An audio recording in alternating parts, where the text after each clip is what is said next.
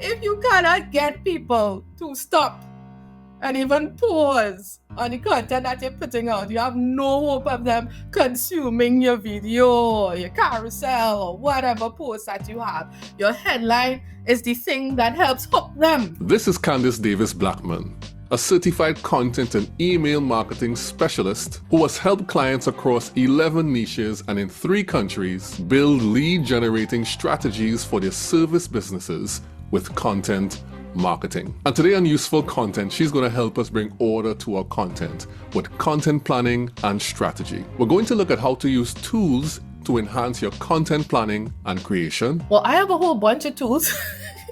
And some of them people may not consider tools, but I consider tools any templates, any enabler that allows you to build out your strategy. Why you need to document exactly how you serve your clients in order to make effective content. If you are an expert, you're saying that you're an expert service provider, you must have some sort of process that you take your clients through in order to get the results that you are promising them. A better way to use artificial intelligence to create content. If you say you're an expert, there are things that you do that you're just not going to get from AI. Why repurposing and repeating your content is not a bad thing. Because they only remember about 10% of what you say anyway. The sheer volume that people are consuming, they do not remember. And in our conversation, Candice says something to me that pushes me into a content rant. But let me just kind of go on a little bit of a rant here, seeing as you kind of opened this door up a little bit. Mm-hmm. So one of my biggest problems with how people create content is that let's make useful content.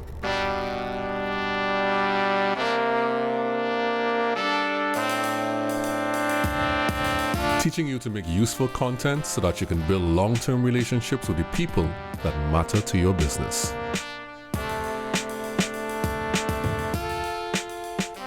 Hello and welcome to the Useful Content Podcast. I'm your host, Juma Bannister, and I'm a useful content teacher. And today we have a brand new teacher in the Useful Content Classroom, Candice Davis-Blackman. How are you, Candice? I am well, thank you, Juma, for having me. I'm glad to be here. Good morning, good afternoon, good evening, wherever you are. I'm glad to be here. It's great to have you on. We got connected on LinkedIn back in 2021, but I somehow had a revelation of what you do because you shared something and I was like, this is really great content. This is educational. It speaks to somebody who might want to know about this. And I found it to be very, very good. And I love when people share educational content and it really stood out to me. So that's why you are actually here today, because I said, hey, Candice has good stuff to share. So could you please share with the people what you do and how you create useful content for your clients? Okay, well, I am a content marketing strategist. I always have to make that clear because sometimes people call me a content coach and I say, no, I'm not a coach, that's completely different. I'm a content marketing strategist, and what I do is I work with coaches, consultants, expert service providers, helping them to build their content marketing strategy using email and primarily social media, that's organic and paid social media, so that they can generate leads and clients more predictably without having to create new content all the time. Because that's an issue with this crowd, having to come up with content all the time. It's something they hate, and it's something that you don't have to do all the time if you strategize it, right? And that's something I help people do. Yeah, that's a big deal. Like, I think because of how content has developed in general, and particularly in the advent of TikTok, what has happened is that people have this idea that they always have to be creating something new. And that is, it's not only a lie, but it's also a big problem because it causes people to get stressed out over what is the new thing, what's the new idea, what's the new piece of content I have to put out. If you are not telling them to create something new, what advice are you giving these people that you work with? I'm telling them to repurpose. And you're right to know, with TikTok came this posting 3, 4, 5 times a day. Even before TikTok, It was the same thing on Instagram.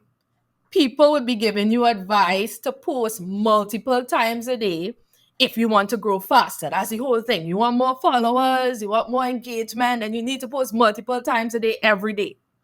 And Mm. that's the advice that a lot of people are still getting today, and it's wearing them out. So I even saw somebody posted on LinkedIn the other day. Don't worry, a lot of people are on the platform now in the first quarter of the year, but after the first quarter, probably March or so, they'll drop off because they'll burn out.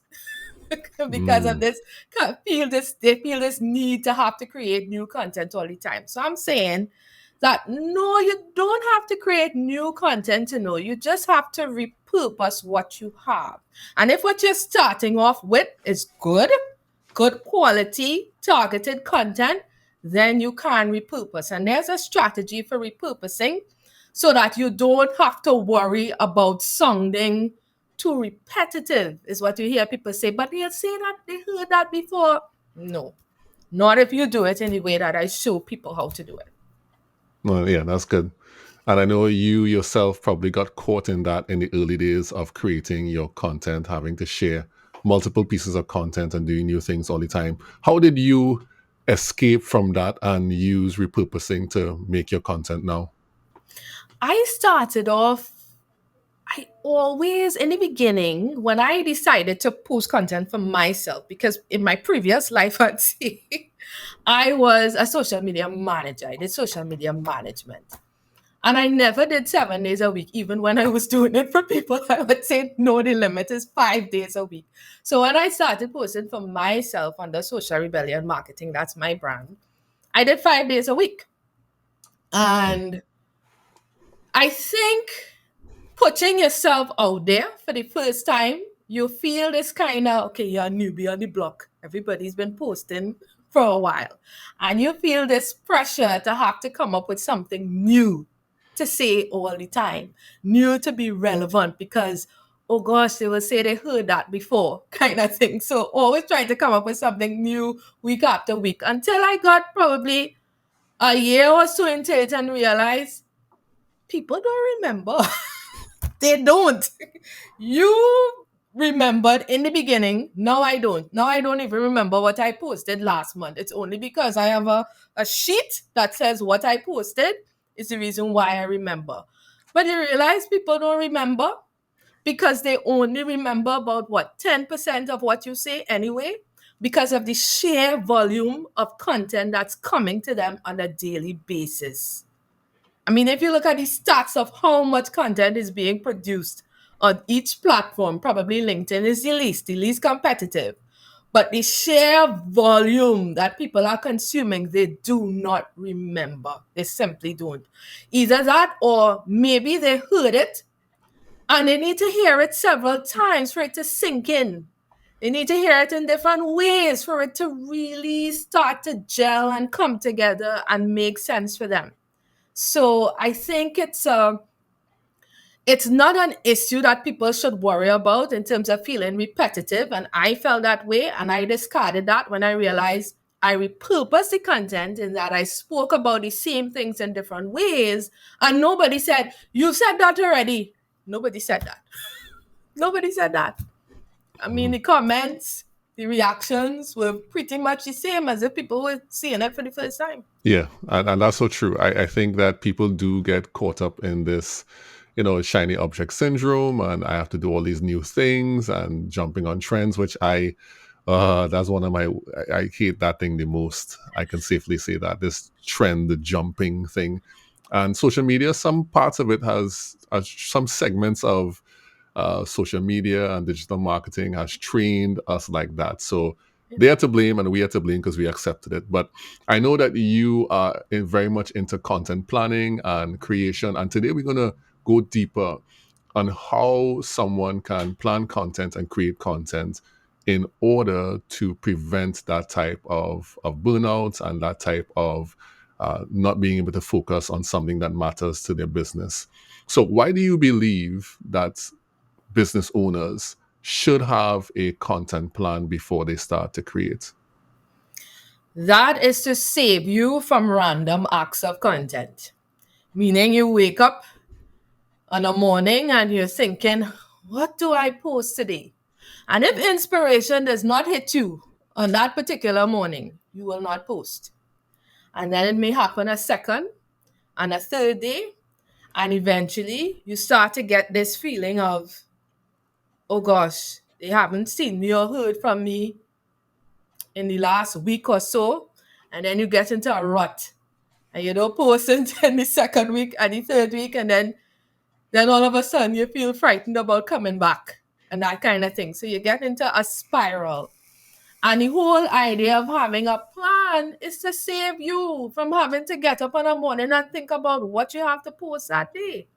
I mean, you are wasting time by doing that. Some people end up scrolling through social media to get inspiration, or they depending on what happened in their day. And you just cannot really systemize inspiration. I mean, you can collect it as you go along and save a bank of content ideas, but inspiration is not going to hit you every day. You're not going to be motivated either to do that every day. So having a plan helps you to create a system around your content, and it disciplines you. It disciplines you because then you know, okay, Monday I'm going to post this, Wednesday, whatever is your frequency. I always say try not to go below 3 times a week. At least you know that today I know what I'm going to do, right? And content planning is actually one of the 6 fundamental elements, I guess is what I call it, in terms of building a content marketing strategy as far as how I approach it. Before you even get to content planning, you have to understand your business in terms of how you deliver your services and what's the methodology that you have for delivering your business. I'm not even going to, I used to say start with your audience, but I've pulled back. I said, no. Figure out the methodology, the system that you have for delivering your services to your audience.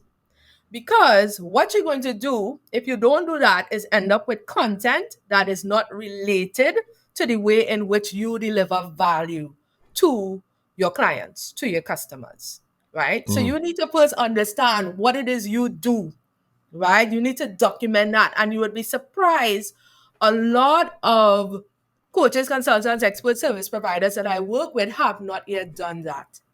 They have not really documented their methodology, right? And then the second thing I say, okay, get to understand your audience. And it's more than just knowing the demographic group. You start there, but it's more than that. It's a deep dive into their frustrations, their pain points, their interests, all of those things. And then we talk about your messaging. How are you going to communicate the value of what you provide? What makes you different, right? What are the benefits of what you deliver? Can you articulate that, right? And then we get to content planning. You see how many steps? Right. So normally when people come to me, they are thinking, oh, we're going to start content from day one. Nope. They say, no, you're not ready for that yet. We have to document all of these things before we get to, okay, then what are your content pillars? What are those broad themes, content themes to which your individual content topics will align to? And those content pillars align to your methodology.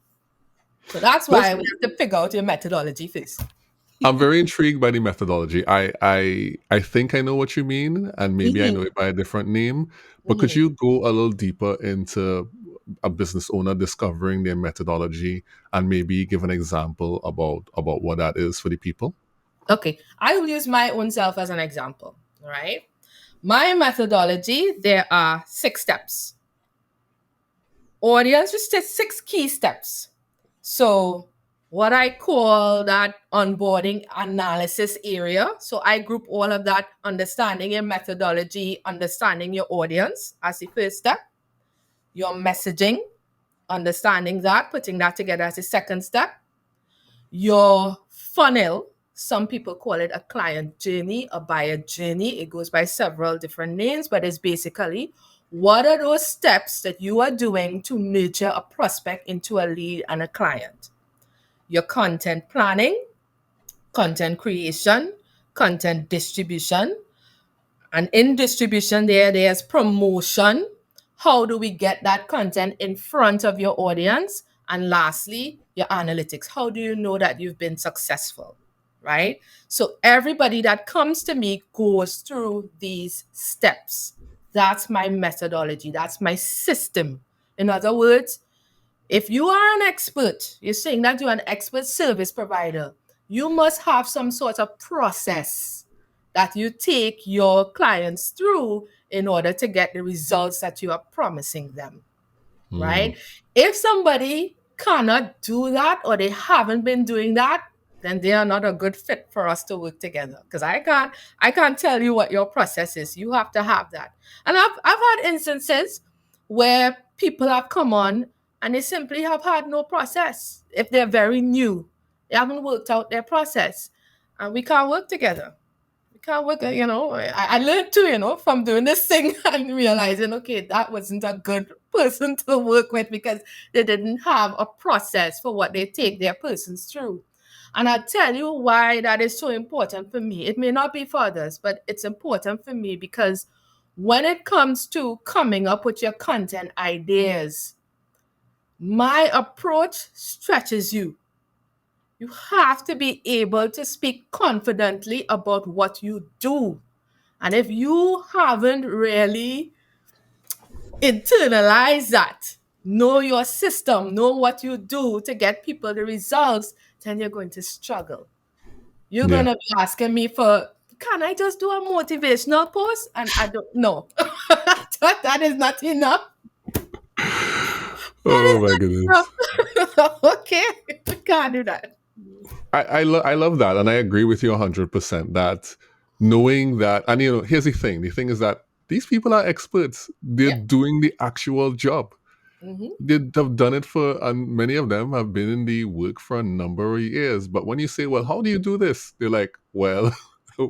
and they can't articulate the steps that they take the a client through. And maybe, it's to some degree, it's like helping them with their business processes as well. When Mhm, you talk about what are the things that you want to focus on in these one step, two steps, three steps, four steps, mhm, uh, in talking about these content topics or talking about these themes surrounding your content pillars. And I'm sure a lot of people have seen business value in that as well. Have you gotten feedback on that? That people seeing business value in going through that process of defining their methodology?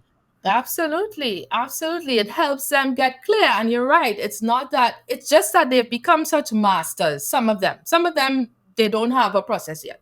There are some people like that.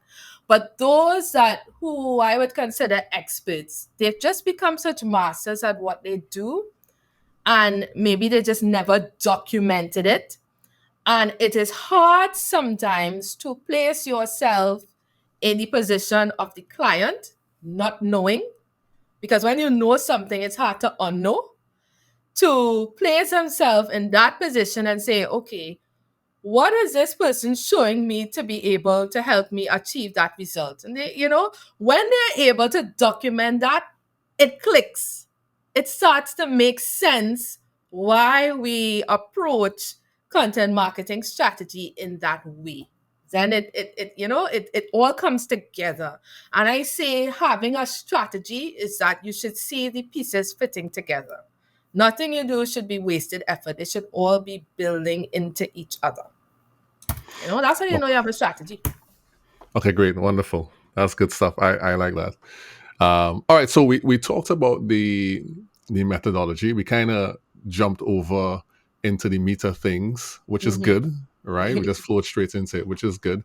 And I know that you do believe that if you spend all your time creating content and you don't have the right strategy and the right tools, it's like a waste of time. What Hmm. are some of the tools that a business owner can use in order to help them create the right content? Right. Well, I have a whole bunch of tools, and some of them people may not consider tools, but I consider tools any templates, any enabler that allows you to build out your strategy. So, one of them, absolutely your ideal client profile, right? Some people call it a buyer persona, different names, right? That you'd hear it by. But basically, what that is, it's an overview, a deep dive into who your target audience is. And I think everybody should have one right there, Dandy, because you're going to be referring to that.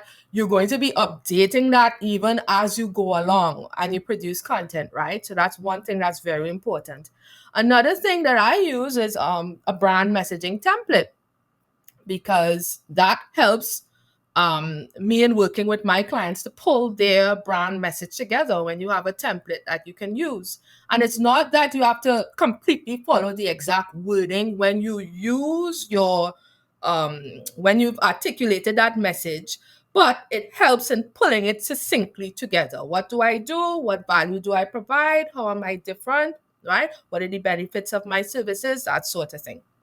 And then, of course, I use a content planning worksheet. Now, this, I wish I could show it to you, but it's very involved, this worksheet. But it allows people to categorize their content into their content pillars, into the topics that their audience is interested in, purpose of that particular piece of content. So, is it to generate engagement through comments or through direct messages? Or is it to promote something? Are you promoting a freebie, some sort of free resource that you'd like people to have in exchange for their email list, or whatever sort of list you're building? You can build different types of lists. Or are you directly pitching your services? So, what is the purpose behind the content? And then I have a little section there for headline. You know, I once had a client that told me the headline is not important. We just need to we Oh just my need, goodness! we just need to I come up hope with the topics. I hope you were able to change your mind. I said, Uh, no. I said, no, no. Let me correct you there. No. Your headline is important. If you cannot get people to stop and even pause on the content that you're putting out, you have no hope of them consuming your video, your carousel, or whatever post that you have. Your headline is the thing that helps hook them. So it's mhm. very important, and you need to spend some time on it. I spend probably like 10, 20 minutes just crafting headlines for the particular post that I have. You know, I've even come up with a whole sheet, a list of headline hooks that I refer to sometimes to help with that process. So the Mhm. headlines are important, the key message for that piece of content is important. Boy, is that important. You know, sometimes people create content and they rush to start writing or recording a video, and they have not ironed out what is the key message that I want my audience to walk away with. Mm. And that is what makes, I find a lot of the times I'm realizing that is what makes content creation so difficult, content writing, formulating the content so difficult for a lot of people. They haven't quite ironed out in their head what is that thing that they want people to walk away with. So I realized, okay, you have to put this in. People need to know what is the point of this particular piece of post in terms of what's the key message and the takeaway, right? And Mm. then what's the call to action, and then where are you going to distribute that content. So that's my content planning sheet. Um, I also use AI as well. I do. When Chat GPT Wait, became, wait, wait, wait, hold on, hold on. I want to talk about AI, but okay, before you go into AI, well, let me just say, uh-huh. I'm so happy that when I asked you about tools, you didn't talk about software or things of that nature. And I want to highlight this because it's so very important. The systems that you build, the things that you create in order to make your content process more efficient and to extract the exact thing that you want out of the process are your tools. Those are part of the tools that you create. So if you want brand messaging, there's a tool for that. If you want to plan your content, there's a tool for that. And I'm so glad that you didn't, when I asked you if you, what tools you use, you didn't say CapCut.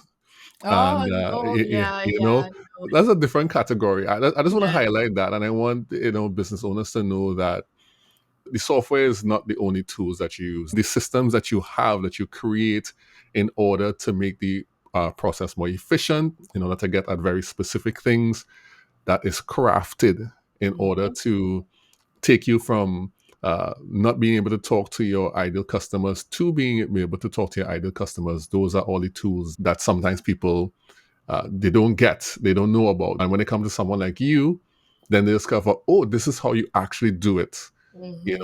It's not just pulled out of thin air. You have a system for doing it. So I just wanted to highlight that before you jump into AI, because I Oh, think it's very important that we don't miss that point in all of the things you were sharing. That we don't miss that point that you brought across, not directly, but you brought across in the sharing these different tools.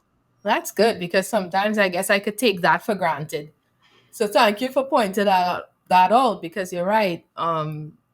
People would normally go to those tools, those external tools, but I think of every template, every worksheet, every guide that I create as a tool because this is really the thing that helps you actually create. All those other tools help you to refine and so and put the last polish together. But the trouble, and people can learn those things, the trouble is that how do I come up with the content? How do I actually write it? That's, Mm-hmm. or how do I script it? Or however, your final product is. That's the thing that stumps people. Let me just kind of go on a little bit of a rant here, seeing as you kind of opened this door up a little bit. Mhm. So one of my biggest problems with how people create content is that if you're doing marketing, you know that you're supposed to start at the top. What is the market like? What is the total addressable market? What's the space? You do diagnosis, and then you come down the line into execution. A lot of people, when you start talking to them about content, they're thinking about what content can we make? What are going through the process? Like ideal client, personas, all those different things are coming down that line. So I'm so glad that you're highlighting those things because I think we could take it for granted as people who create Yeah. content. And I think because other people don't know, they're kind of shocked us to say, oh, you just didn't come up with this idea. No, there's a process behind it. There's a process behind coming up with these things. So I want to highlight that and appreciate that that's actually the case. So that's good stuff. Okay, continue on now. I'm sorry for the interruptions. Continue on. Okay, and then we get into those external tools. Like, so I started to talk about AI and how I use AI. Now, when ChatGPT came in and it was all the rage, I was hesitant. I was like, what? Because I honestly view that as a threat to what I did.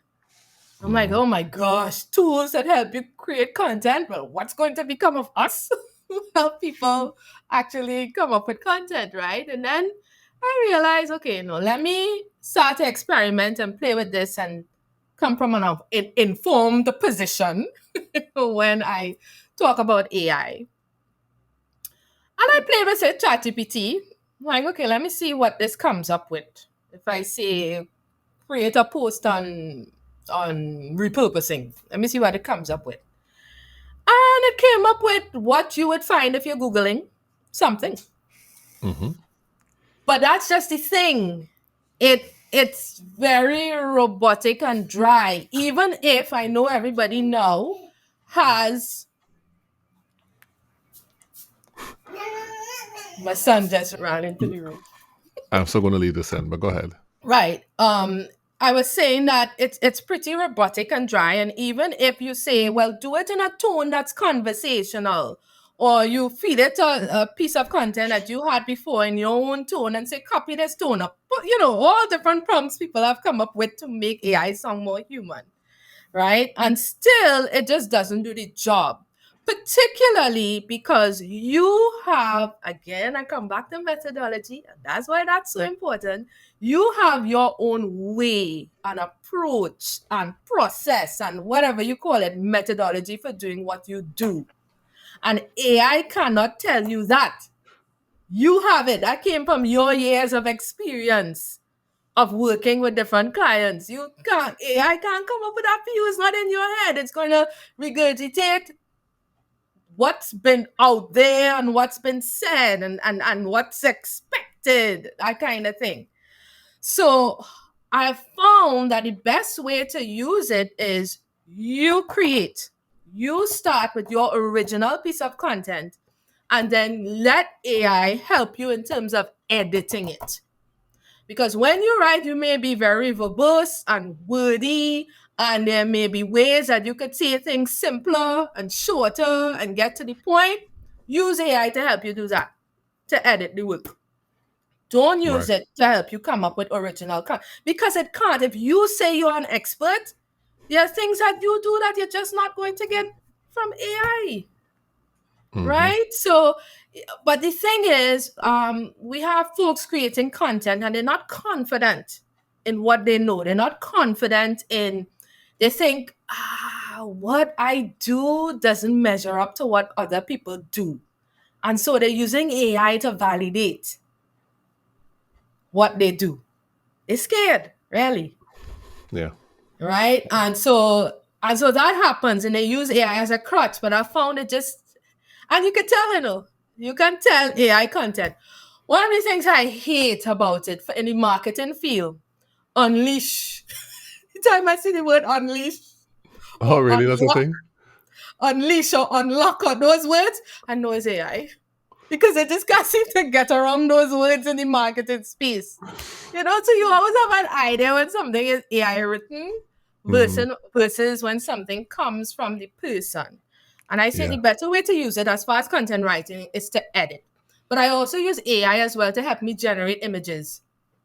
So I use Canva a lot. Canva is my go-to graphics tool. I'm not a great graphics person, right? Canva works for non-designers like myself.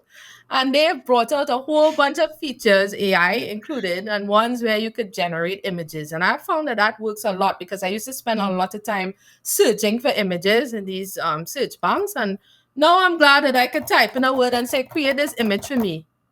And it does that. So I use AI for that. Those are the two ways in which I use it. But when I work with clients and they see, no, if we do it this way, you're going to be 10 times better than what AI could produce for you. They'd be like, we're producing much better stuff than AI. Yeah. I agree with that. So there's so many little points you made inside of there. I think one of the major ones I want to highlight is that if you create the content, then you can take that content and use AI to categorize, to refine, to Mm-hmm, enhance the content. mm-hmm, So, for example, when I record like this podcast that we're recording right now, mm-hmm. um, of course, for every podcast, it's recommended that you write show notes. Um, I used to manually write show notes, and I made a video about this. But when we record this, I'm not going to manually write the show notes. We've already said everything that we need to say. We've given all the value inside of this podcast. So I'm just going to tell the AI, which is built into the software I'm editing with right now, write the show notes. And it will go through, it'll write a summary, and it will list all of the timestamps based upon the topics that we talked about. And then it will give, if you wanted to, it can give a conclusion as well. I will go back in, I will look at it to remove all of the weird language that it sometimes puts in, and I'll refine it. But I have a base product based upon what we already spoke about. It didn't generate it from scratch. It took what we spoke about and it created a summary from it. So I think so what you're saying is so true that if you take something that you created that came from your mind, from your expertise, and then you use the AI to refine that, that I think is the optimal way for people to create with AI now. So I agree with you 100%. And the other thing I think that you said that was really, really stood out to me is we came back to methodology. And generally, when we create content strategies and we talk about who you are as a part of the who part of the content strategy, it's about you and it's about your clients. So identify your ICP, that's the who. But the other who is your the person, and that is your values, your expertise, and your story. Those three parts. And inside of your expertise, like how do you do the thing that you do? Which is why when you said methodology earlier, I was like, I think I know what that means. Right. And so it's like the same thing. It's the Yes. way in which you deliver this service, the step by Mhm. step process. Mhm. And I find out to be that's so true that the AI does not have your expertise in that way Yes, it at all. So it cannot deliver on that no matter how it tries. It's unique to you, it's unique to your company, it's unique to your values, your journey. And so that's a leg up you have on delivering to your clients as well. Yeah. Absolutely, absolutely. That is definitely the leg up, and I think that that's how you can work with. You don't have to look at it as working against you if you are in the content space, a social media manager, that kind of thing. You can work with it in that way. I also use it to help with the repurposing element as well, and I explain what I mean by that. Let's say you have a content idea, and when I talk about repurposing, let me just step back a little bit. I mean it in two ways. So, one, you can repurpose the format of the content. So, we have this podcast, and this podcast could become individual shorter clips, and that's a way to repurpose it. Or the transcript could become a part of your blog. That's another way to repurpose it, and on and on. So, you can repurpose the format of it. But you can also repurpose in the sense of changing the angle from which you approach the particular message or topic. So let's say I created a post about how to come up with content ideas that generate leads. I could repurpose that into the real reason why you're not generating leads. And the key message stays the same, but I'm approaching the same message from a different angle. And a lot of people don't think about repurposing content in that way. And AI can help you come up with those different angles. If you and I have a whole list, that's another tool that I use. I have a whole list of different angles and it's categorized according to the purpose, whether I want to generate awareness or generate leads or generate book calls or that kind of thing. And I would put in a prompt like, hey, come up with different angles based on this list, these list of angles that I give you for a particular topic, like how to generate content topics that generate leads, and it will spit it out based on the list of angles that I gave them. So it gives me all the different potential headlines, right? Which are basically the different angles from which I'm approaching the same message. So that's something if you did manually would take you some time. But here's AI is able to speed up that process for you. And there, one topic could turn into 15 plus pieces. It's 15 topics just from one topic using AI to speed up the process. But of course, with AI, the better the input, the better the output. If you don't know what the different angles are, I suppose by now it can do it because it's learning. By now it could probably come up with different angles for you if you don't feed it. But because I know what angles suit different stages of my buyer journey, I feed it what I want. See again, methodology, system, process. I feed it what I want to get back what I want out of it. So that's another way that I use AI to help with that repurposing of content. I have a question. I love what you're sharing and how simple you're making the process of using these tools sound.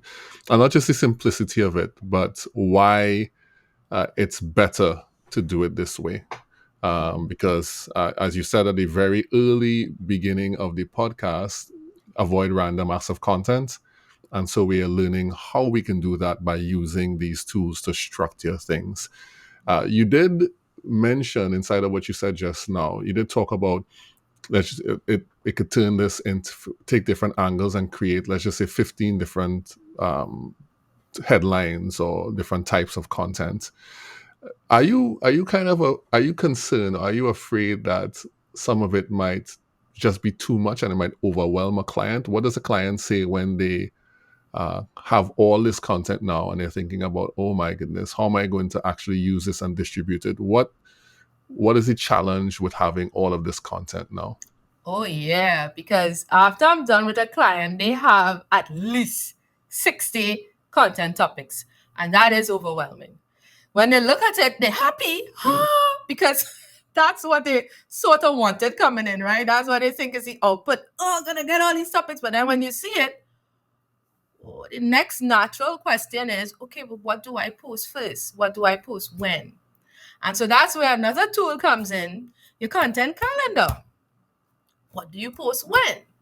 Now, I always say marketing is about delivering the right message to the right people at the right times, essentially, when it boils down to it, right? No matter what type of marketing that you practice. And so that's where understanding what types of content you create becomes important. So, how do you determine what you post when? That is directly related to your funnel or your buyer journey or your client journey, whatever terminology that you apply to it. Basically, what are the steps that you have decided that you are going to take to nurture a stranger into a lead and a client, right? So, for me, I started awareness, content that I want to get in front of new eyes, people within my audience. So there are top. So if I decide that within over these 3 weeks, 4 weeks, that this is my goal, I'm at this stage where I want to attract new eyes. This is the season that I'm in. I need to bring in fresh eyes, right? As the largest pool within your client journey, as the largest group, and you need to keep bringing in fresh eyes, then I know I need to prioritize content that focuses on attracting new eyes, right? So it doesn't mean that I'm only producing content that does that. I'm just saying that the majority of the content pieces that I put out will be geared towards that. So that helps me determine that. And then let's say, okay, I want to start generating booked calls. I want to start generating subscribers. I know I need to go into promoting my lead magnet if I want subscribers. So I have different types of content that promotes the lead magnets that I have. Or if I want booked calls for me are in two ways. I do book calls to nurture relationships and qualify leads. And leads for me are people who join my email list. So I have their contact information. They've shown interest in my business, but I need to qualify them. Those are unqualified leads. They came in because I offered them something that solved a very specific problem, but I don't know if they're the right fit for me. I need some more information. So I do booked calls. So in those booked calls, I offer something very specific that lets me know that if they put up their hand to want this, then they are probably the right fit for me. It's the right time for me to make an offer to them. Because I do believe sometimes you can make an offer at the very wrong time when they're not ready, right? You need something that tells you that, hey, if this person is asking this, then they're going to be a good fit for the type of services that you have. So I have book calls that do that. Sometimes people do it with workshops, master classes, all of those things are things that help you qualify, right? Or entry point offers, sometimes is what people call it.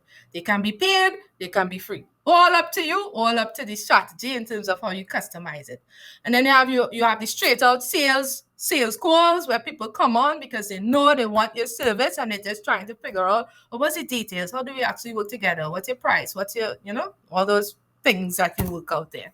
So I'm saying depending on where you are at in the phase of your buyer journey, your client journey, you must know the steps that you are passing them through to come from stranger to client. Then you focus on more of those content pieces that serve that goal, right? Now, the thing is, when you're on social media, you can be talking to people at all different stages of that journey. I'm talking to people who are on my list, who've been on calls with me. Yeah. All there's a mix-up callaloo, right? So you're sharing, but again, you determine what's the goal in your mind. Now, the real way to get more precise with that timing, I always tell people, is getting into ads and getting into email marketing. That's why I don't do a content marketing strategy without email. And I recommend ads. Not everybody does it because they're not ready or for many different reasons, but ads helps you to get very specific in the types of content you could show people based on the content they've already seen. But I don't want to get into that. That's a next. That's going That's down not, another. That could that's be not a whole other show on That's a advertising. yeah, and I'm not an ad person. We really focus on organic growth, Right. so that probably could be a discussion we have on specifically on ads because ads are very interesting. I've had a couple discussions with people about Mm-hmm. running ads, and I know ads are a whole thing, especially since Facebook changed this whole system, and it's Yeah. interesting. It's very very interesting. All right, great. So we're coming in to the ending here. Is there anything? So what you've shared so far has been great. Is there any last point that you would want to share with the people about their content that you want them to know before we close off? Ooh, what do I want to share? I want to say that, you know, a lot of what I do and everybody in this space does is social media marketing, right? And with that count, it's great. It's a absolutely great tool, but it comes with certain things that you have to watch out for as well that I've seen, especially with the clients that I've worked with. One of them is comparisonitis. And you get into that doom scrolling, and maybe you find that the results are not coming fast enough, and you start looking at other people, and then you say to yourself, but what they're saying not even as good as what I have to say. And look at all the comments, look at all the likes, look at all the followers. What am I doing wrong? I can't figure this thing out. And then coupled with that, you have a million people telling you, this is the way, this is how you go from 0 to 10,000 followers in 30 days. And you have that thrown at you. It's easy to get discouraged and give up. And a lot of people fall away. They start, content, it's an investment, of your time, your creativity, and everybody wants fast results. We're in the fast culture, everything quick, and all the tools are coming to help us do things quicker, and we expect results quicker. But organic, particularly organic content strategies, organic content marketing takes time, right? If that's what you commit to do, I always say, then you know that you have to give it time. You have to stick with something long enough. Don't Mm-hmm. abandon it after Mm-hmm. 1 week or 2 weeks and say it's not working. You have to stick with it long enough. And you have to tell yourself, okay, they're doing that, but you don't know their audience is different. The people who you see with the 10 million, they may have been in the game a lot longer than you. They've Mm-hmm. built their audience over time. You were not there when they were doing that. And so you're seeing them at the peak and you're wondering why they're not there yet. Run your race. Run your race. Stay true to the strategy that you have. Don't abandon it. Don't go after shiny. And that's where the desperation comes in and people start looking for, maybe it's this. This is the silver bullet. This is the silver bullet. This is the silver bullet. And I have to say, I guess I'm a part of the field marketers. We've done a poor job of that. We're selling silver bullets, but there are no silver bullets. There are different elements that come together to make something work. And the pieces of content that you hear from us that we put out are just one piece of the puzzle to help make your strategy more effective. It's not everything. If you want to know everything, then invest. Go to a strategist, go to a marketer, go to whoever to understand all that it takes. Because when we put out content, we're putting out bite sized pieces because that's all you can take. We can't give you everything in one. It's impossible. We have to feed it to you in bite sized pieces, and we're not even feeding it to you in the order that we do it because there are other things at play. So you need to understand that. And when you hold on to a strategy, hold on to it. for as long as you need to. Give yourself that timeline. That's why performance analytics are important. Know how long you're going to stick with something to know when you have to pivot, do something different, change up what you're doing. Right? Don't fall into the trap of it's happening. Look at them, so much followers in 30 days. Some of them straight up lying to you anyway. So That's I just true. needed to say that you're doing. Right? Don't fall into the trap of it's happening. Look at them, so much followers in 30 days. Some of them straight up lying to you anyway. So That's I just true. needed to say that. That's true. So these are great and powerful words to finish off our conversation, Candice, and I'm sure that will help the people so much. And some people may want to get in contact with you based upon everything that you shared today. Could you tell the people where they can find you online? You can find my website is cdblackman.com, cdblackman.com, or they can find me at, my handles are at Social Rebellion Marketing. So you can find me on LinkedIn, you can find me on Instagram. Those are primarily the two platforms that I hang out on. I have a presence on Facebook, but organic. Yeah, Yeah. you know what it is with Facebook. You That's haven't the posted paper this. You plate. haven't posted this since 2021. So, so I Yeah, understand the right. struggle. Struggle is So real. yeah. So it's really Instagram. I actually recently returned to LinkedIn. And I started in LinkedIn, and then I stopped. That's a whole other conversation. And I came back last year around November 26th. So you'll find me there, LinkedIn and Yeah, Instagram at Social Rebellion Marketing. that's when I noticed you, I think. So thank you so much, Candice, for being on here, and thank you, students, for being here with us on the podcast today. Useful Content Classroom dismissed, and we're clear. Good stuff. Good stuff. There's lots of stuff I wanted to ask you, but we couldn't. Sorry, I was talking too much. We run out of time. Girl, you can talk. That's And a good thing. honestly, You get, I you don't get talk that excited. much in real life, but when this is something I'm passionate about, sorry. Yeah, you get excited. It's like, what? These people doing all the wrong stuff. That's so good. That's so good. All right, let me stop the recording.